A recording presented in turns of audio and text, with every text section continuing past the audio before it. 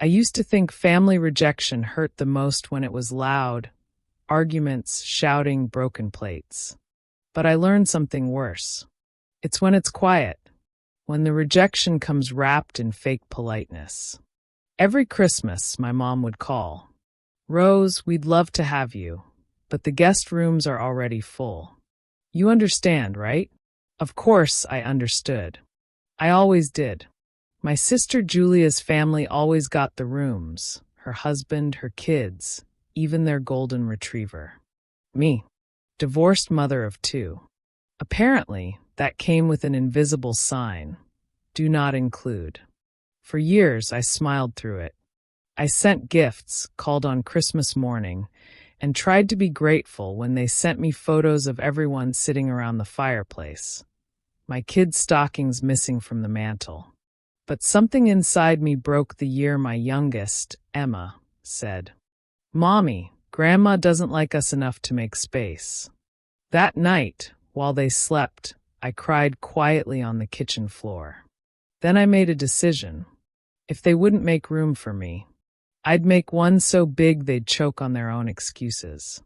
I worked overtime. I took consulting jobs. I sold everything that reminded me of waiting. The old ornaments, the broken family photos, even the couch my parents once gave me as a gesture. Every move was fueled by quiet fury. 2 years later, I stood in front of my own house. 7 bedrooms, 2 guest wings, a garden that could host the entire neighborhood. I named it Haven, because that's what I wanted for my kids, a place where nobody ever said no room. And then came the plan.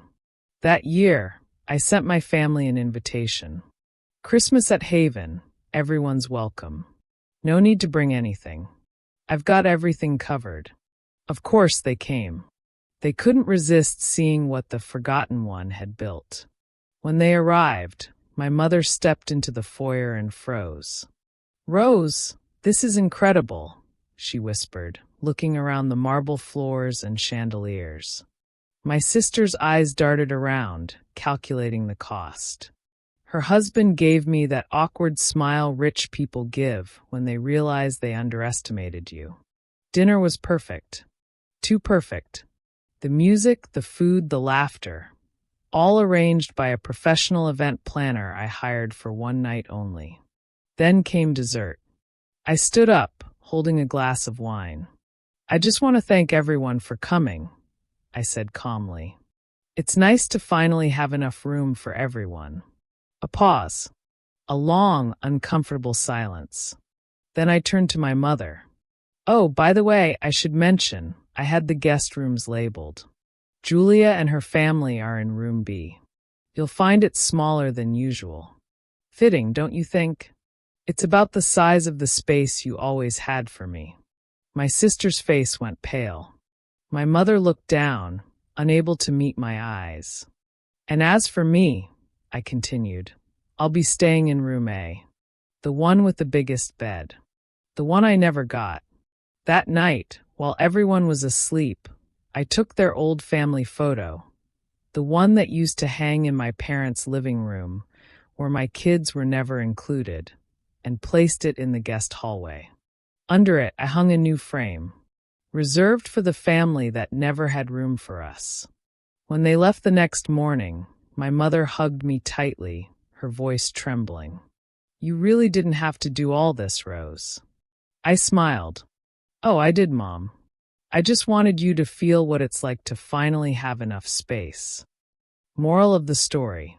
Sometimes revenge isn't about shouting. It's about building something so undeniable that silence becomes their punishment. Family rejection cuts deep, but success served cold is the sharpest blade. Never beg for space in someone else's story. Build your own chapter and make it unforgettable, because the best revenge is peace that makes them restless. If this story hit home for you, tell us what you think in the comments below. Don't forget to like, share, and subscribe for more emotional, powerful, revengeful family stories.